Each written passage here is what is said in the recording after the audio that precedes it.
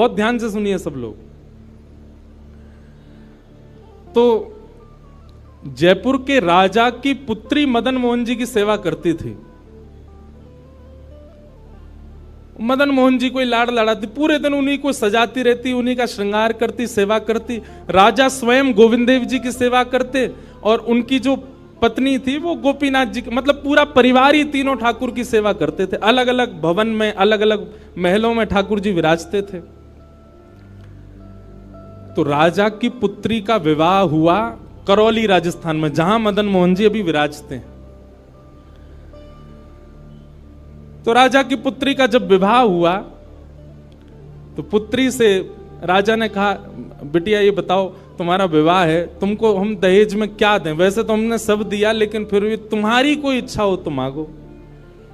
उसने कहा, पिताजी मुझे सबसे ज्यादा प्रेम श्री मदन मोहन जी से है। आप माता जी और पूरा परिवार गोविंद देव जी, गोपीनाथ जी की सेवा किया करो। मदन मोहन जी को मैं ले जाऊं अपने साथ, अपने ससुराल में इनकी सेवा करूंगी। बड़ी अच्छी कथा है, ध्यान से सुनना। राजा रोने लगा, अपनी पुत्री के चरणों में सर झुका के बोला, मुझे क्षमा कर दे पुत्री, तू जो मांगेगी सो दूंगा, पर ये मेरे हृदय है, मैं इनको नहीं दे सकता। मैं वृंदावन से मुगलों से बचा करके इनको लेके आया हूं। वैसे तो ठाकुर जी को बचने की कोई आवश्यकता, ठाकुर जी कृपा करके आए हैं जयपुर में राजा के ऊपर, पर इनको देख करके मेरे प्राण बचते हैं।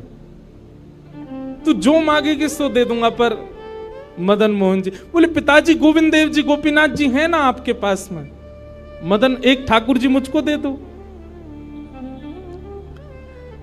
यहां राजा की जिद हो गई, नहीं दूंगा। पुत्री की जिद हो गई कि मुझे तो चाहिए, नहीं तो मैं विदाई नहीं होंगी। राजा की पत्नी ने भी कहा, अब इतनी कह रही है तो आप दे दीजिए ना, हमारे पास 2 ठाकुर हैं, इनकी सेवा हम करेंगे विस्तार से। और वैसे भी मदन मोहन जी की पूरी सेवा बचपन से उसने ही की है। तो राजा ने एक प्रस्ताव रखा। बोले, अच्छा पुत्री एक काम करते हैं। बोले, क्या? मैं तेरी आंख पे पट्टी बांधूंगा और आंख पे पट्टी बांध करके मदन मोहन जी जैसे 7 स्वरूप तेरे सामने खड़ा करूंगा, जिनमें से 6 स्वरूप जो होंगे वो मैं बनवाऊंगा और 1 स्वरूप वास्तविक मदन मोहन जी होंगे। आंख पे पट्टी बांध करके तुझे स्पर्श करके अगर तूने असली मदन मोहन जी को पहचान लिया तो मैं ये मान जाऊंगा कि तू नहीं, ठाकुर जी तेरे संग जाना चाहते हैं। ठाकुर जी की इच्छा पता चल जाएगी। तो राजकुमारी बोली, ठीक है, आप ये प्रयोजन कीजिए। राजा ने महाराज कारीगरों को बुलवाया और मदन मोहन जी के डिट्टो कॉपी 6 स्वरूप बनवाए और 6 स्वरूप बनवा करके मदन मोहन जी सहित 7 स्वरूपों को खड़ा किया। पुत्री के आंख पर पट्टी बांध दी, एक जैसा इत्र, एक जैसी पोशाक, एक जैसा मुकुट, एक जैसा श्रृंगार, सब कुछ बिल्कुल एक जैसा। और कहा, पुत्री अब तू इनमें से जो 7 में से पहचान लेगी, अगर असली तूने पहचान लिए तो मैं तेरे संग भेज दूंगा।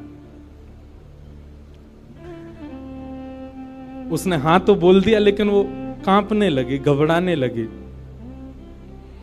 जैसे ही उसने नेत्रबंद किए तो कथा ऐसी है कि वो रात्रि में जब सोई, अगले दिन परीक्षण होना था, तो रात्रि में जब सोई तो बहुत रोई और ठाकुर जी से कहने लगी, नाथ मैं आपसे बहुत प्रेम करती हूं, मैं आपके बगैर नहीं रह सकती, पर मेरे पिताजी की बहुत जिद है।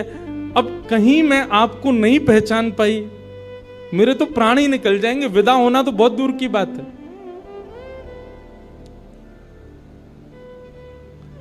रुदन करते करते करते करते, बंधुओं एक मेरी बात बहुत ध्यान से सुनिएगा, कभी ठाकुर जी के विरह में यदि आपके अश्रु नहीं आए हैं ना, तो अभी आप भक्ति के भाव से बहुत दूर हो। आपको वृंदावन जाना अच्छा लगता है, वृंदावन में घूमना अच्छा लगता है, राधा राधा नाम ध्वनि पर झूमना अच्छा लगता है, कथाएं प्रवचन सत्संग बढ़िया लगते हैं। ये सब एक प्रथम सोपान, प्रथम सीढ़ी है, पर प्रमुख सीढ़ी तो भजन मार्ग या भक्ति पथ की विरह है। अगर वो आपके चित्त में कभी ठाकुर जी के लिए नहीं आया है तो अभी आप बहुत पीछे छूटे हुए हो। रात भर रोती रही और रुदन करते करते, नाथ मैं कैसे पहचानूंगी कि आप सत्य कौन से हो। मदन मोहन जी उसके स्वप्न में आ गए और स्वप्न में आकर के बोले, तू चिंता मत करे, तेरो ही मन ना है मुंह ले जावे को, मेरो भी मन है रो तेरे संग जावे को। अरे जे सब मेरी सेवा तो करें, पर तेरी जैसी सेवा तो कोई करेगा ना, मेरो भी बड़ो मन है तेरे संग चलवे को। तो उसने कहा, तो नाथ कुछ कृपा तो करो। बोले हाँ मैं एक काम करूंगा। बोले कहा, तू सबरे स्वरूपन को जब स्पर्श करेगी ना, तो असली मदन मोहन जो मैं हूं, तू मेरे हाथन को स्पर्श करियो। तो हाथ कैसे? ऐसे। ठाकुर जी त्रिभंग लली ठाकुर जी हैं, तो ठाकुर जी बोले तू मेरे हाथन को स्पर्श करियो, तो जितने मेरे अन्य स्वरूप हैं 6 वो तो ऐसे ही रहेंगे, लेकिन जैसे ही तू वास्तविक मेरे सामने आवेगी, सो मैं अपनी इकन्नी उंगली उठा दूंगा, अपनी कोने वाली उंगली उठा दूंगा।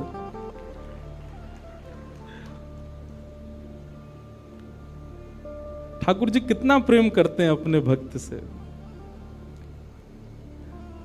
ठाकुर जी बोले मैं अपनी इकन्नी उंगली उठा दूंगा और तू स्पर्श करती करती मेरी जैसे इकन्नी उंगली उठे, वाकू पकड़ लियो और तुरंत पिताजी से कह दियो, जय रे मदन मोहन जी, मैं चल दूंगा तेरे संग। अब तो दूसरे दिन वो पिताजी के पास गए, पिताजी जल्दी करिए, कब चलना है कब? बोले तुझे तो इतना विश्वास है जैसे तू वास्तविक में मदन मोहन जी को ले ही जाएगी, लेकिन बिटिया तू भी याद रखियो, मैंने ऐसे स्वरूप बनवाए कि कोई बता ही नहीं सकता कि असली मदन मोहन कौन से। बोले पिताजी आप सन्मुख पधराओ। तो महाराज भीड़ लग गई देखने वालों की, पूरा राजभवन इकट्ठा हो गया जयपुर का। 7 स्वरूप विराजमान हुए। पुत्री के आंख पर अभी विवाह हुआ, उसका विदाई नहीं हुई है, आंख पर पट्टी बांध करके और कहा जाओ, अगर मदन मोहन जी की इच्छा होगी तो तू ढूंढ ले। अब मदन मोहन जी तो पहले ही बता चुके हैं, ऐसे मिलूंगा। जैसे मानो टीचर पहले ही एग्जाम पेपर लीक कर दे, ये क्वेश्चन आने वाले, तैयार कर आना। उसने जाग करके जैसे स्वरूप स्पर्श करने प्रारंभ किए, पहला बोले ये नहीं है, दूसरा स्पर्श किया, ये भी नहीं है। ठाकुर जी खड़े थे 5वीं पंक्ति में, 5वें वाले थे। तीसरे स्पर्श किए, बोले ये भी नहीं है। चौथे किए, बोले ये भी नहीं है। जैसे ही 5वें का स्पर्श किया और मुखमंडल का स्पर्श किया, गले का स्पर्श किया, वक्ष का स्पर्श कर, जैसे ही ठाकुर जी की भुजा पकड़ी, सो ही ठाकुर जी ने अपनी इकन्नी उंगली हिला दी। और जैसे ही इकन्नी उंगली हिलाई, उसने तो, पिताजी यही है मदन मोहन जी। आहा, राजा के तो नेत्रों से आंसू गिर गए, चरणों में गिर गए, उठ करके अपनी बिटिया को गले से लगा लिया, कान में बोले बोले मैंने इकन्नी उंगली हिलते हुए देख ली। मुझे ये बात पता चल गई है कि भैया तेरी जिद नहीं है इनको ले जाने की, इनकी भी जिद है तेरे संग जाने की। और महाराज गाजे बाजे रथ में आरूढ़ करके श्री मदन मोहन लाल जी करौली राजस्थान को प्रस्थान किए। बोलो मदन मोहन लाल की।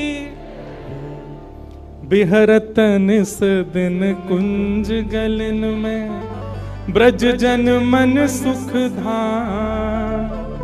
मदन मोहन को रूप निरख के, मदन मोहन को रूप निरख, सनातन बल बल जाए।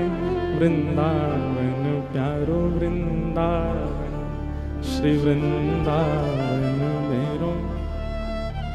ये भैया ऐसे ही भजन नहीं बना है, ये ऐसे ही आपके झूमने के लिए कीर्तन नहीं, ये पूरा वृंदावन समाविष्ट करवा दिया हमारे गिरधरलाल जी ने एक ही पद में। पूरा वृंदावन विराज रहा है। ठाकुर जी जड़ नहीं है। दूसरा स्वरूप क्या है ठाकुर जी का? चैतन्य। कौन है ठाकुर जी? चैतन्य। कई लोग पूछते हैं महाराज जी सेवा का कोई प्रकल्प बताओ, सेवा का कोई भाव बताओ, सेवा कैसे करनी चाहिए, सेवा में क्या होना चाहिए क्या नहीं होना चाहिए। हमारी एक बात सब लोग सुन लीजिए, यहां लगभग सब सेवा वाले ही बैठे हैं। आप ठाकुर जी के प्रति चैतन्य भाव अपने हृदय में प्रगाढ़ कर लो। चैतन्य भाव प्रगाढ़ मतलब ये कोई पाषाण नहीं है, ये कोई प्रतिमा नहीं है, ये कोई धातु नहीं है, साक्षात वृंदावन चंद मेरे घर पर विराज रहे हैं, ये विश्वास आप अपने चित्त में प्रगाढ़ कर लीजिए। बस आपके जिस दिन ये विश्वास प्रगाढ़ हो गया, अपने आप आपको सेवा सीखनी, किसी से पूछनी नहीं, अपने आप करने लग जाओगे। अरे मां को नहीं बताना पड़ता पुत्र की सेवा कैसे होती है, पत्नी को नहीं सिखाना पड़ता पति को कैसे पूछना है। सारे संबंध हम अपने आप सीख लेते हैं। तो ठाकुर जी से जो हमारा प्रेम भाव है, उसके लिए हमको पूछना क्यों पड़ता है कि कैसे करें, भोग कैसे लगाएं, सुलाएं कैसे, ये कैसे करें। शास्त्रीय बात पीछे है, पहले आप प्रेम भाव में तो आओ। ठाकुर जी अपने आप सिखा देंगे अपनी सेवा कैसे करनी।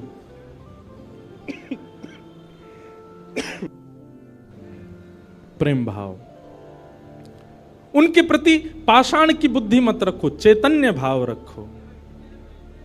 जैसे आपके चित्त में चैतन्य भाव आया कि ये तो चलते फिरते उठते बैठते सब करते हैं, केवल मेरे सामने ऐसे खड़े हो जाते हैं मूर्तिमंत होकर के, मानो ये ठाकुर जी मुझसे कह रहे हैं कि तू अपनो इतना प्रेम मोको प्रदान कर कि मैं चलन लगूं, मैं फिरन लगूं। सब लोग एक बात याद रखिएगा, जिसके भी घर में ठाकुर जी की सेवा है, ठाकुर जी हमको चैलेंज करते हैं, अगर तो में सामर्थ्य हो तो अपनी भक्ति से, अपने भाव से, अपने समस्त प्रयासों से तू मुझे चलवा के दिखा दे, तू मुझे बुलवा के दिखा दे।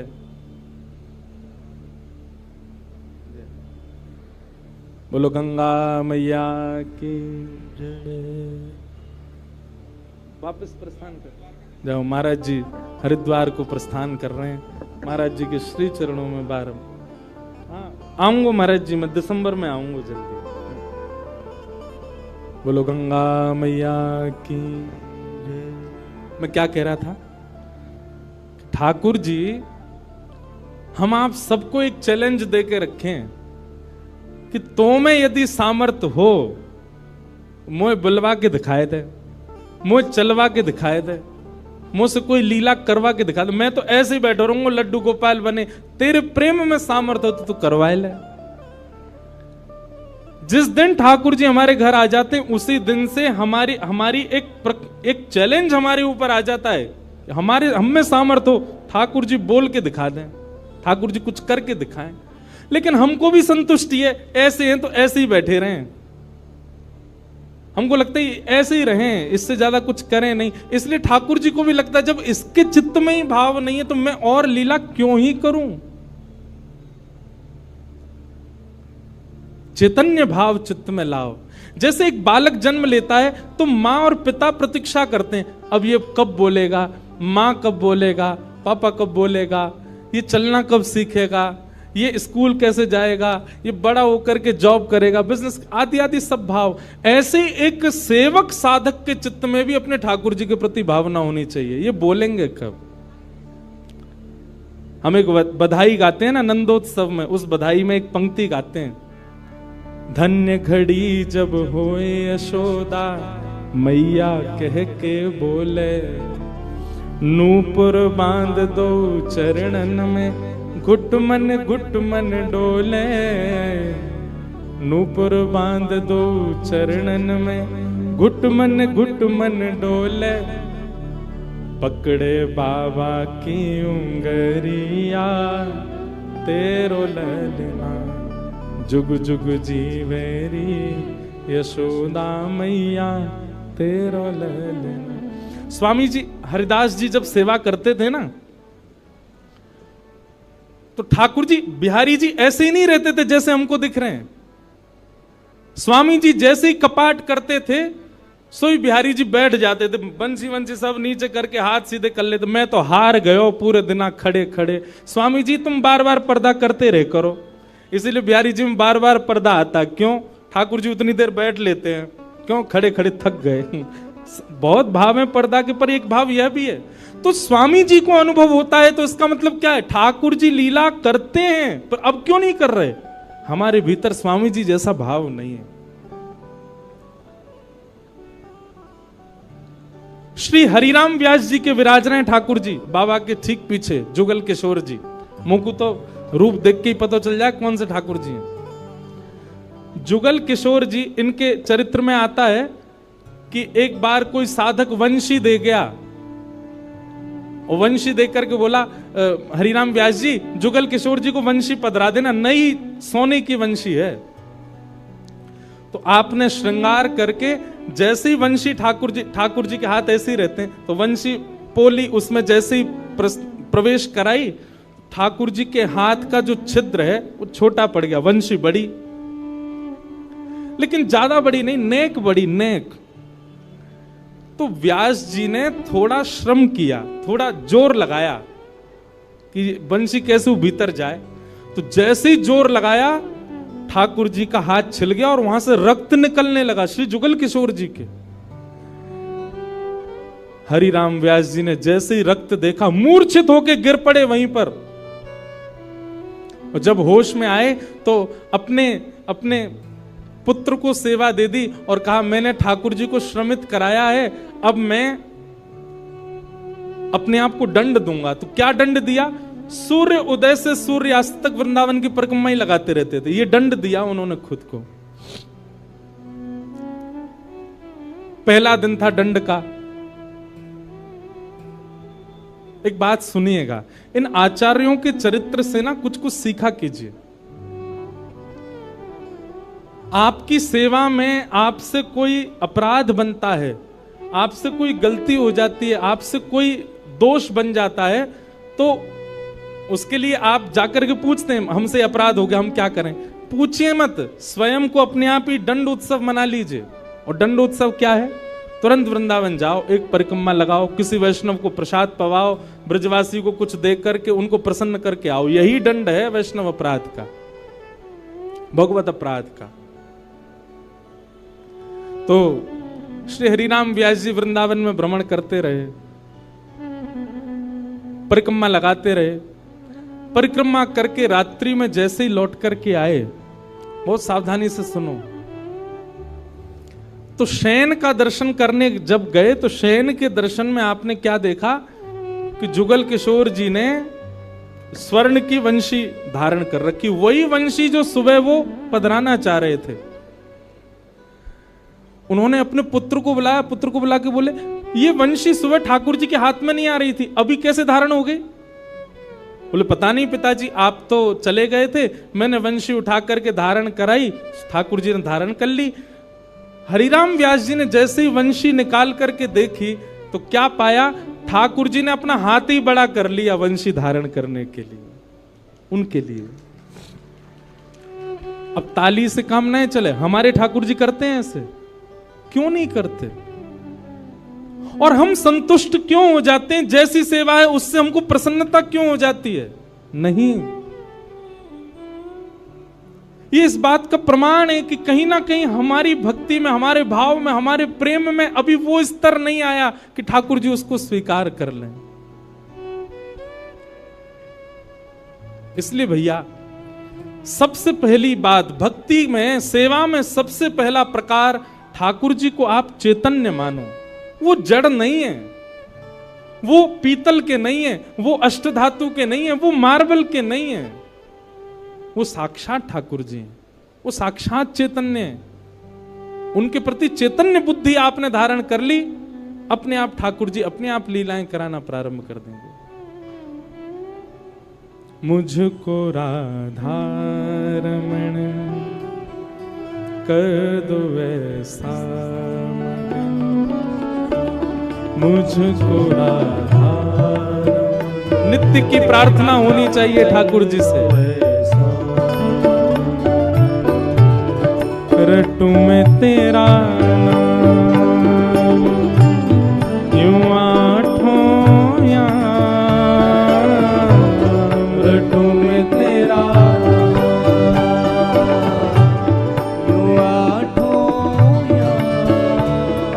भाव पर चर्चा कर रहे हैं कि ठाकुर जी को चैतन्य मानो, वे पाषाण नहीं है।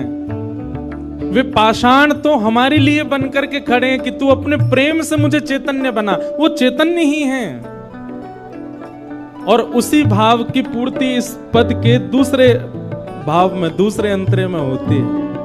भाव से गाओ सब लोग। भाव भरे भूषणों से आपको सजाऊं मैं, भाव भरे भूषणों से आपको सजाऊं मैं, भाव भरे भूषणों से आपको सजाऊं मैं, भाव भरे भूषणों से आपको सजाऊं मैं, और नित नव भोज निज हाथों से पवाऊं मैं,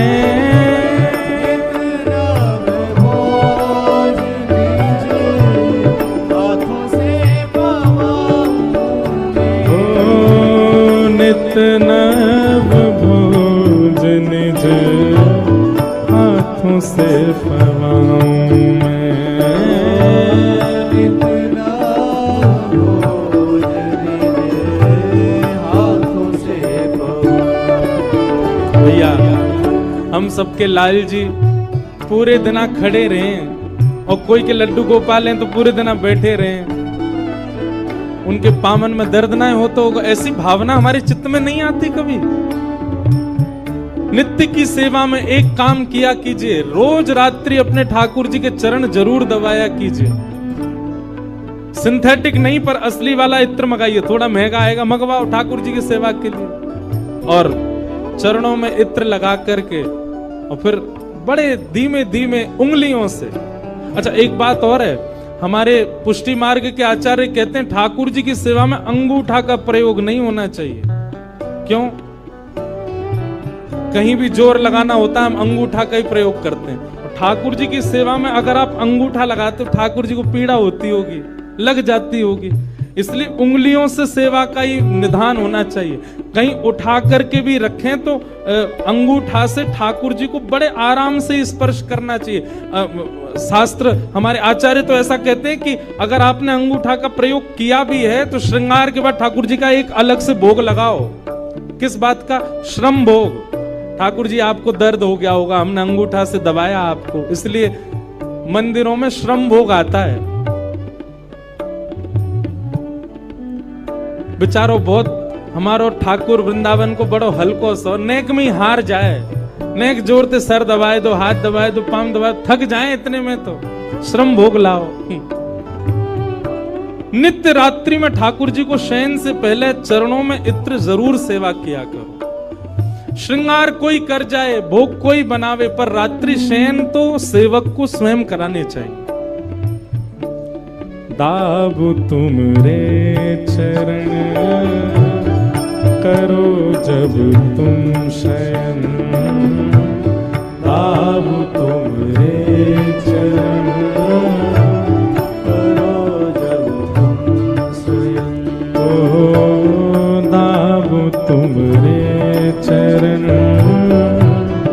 करो जब तुम शयन, दाबु तुमरे चरण करो जब तुम शयन, रटू में तेरा नाम यूं आठों याम, रटू में तेरा नाम आठों याम,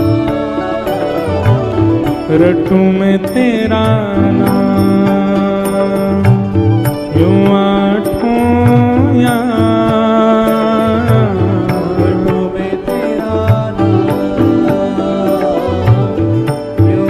भाव से मुझको राधा कर दो ऐसा, मुझको राधा कर दो ऐसा, ओ मुझको राधा कर दो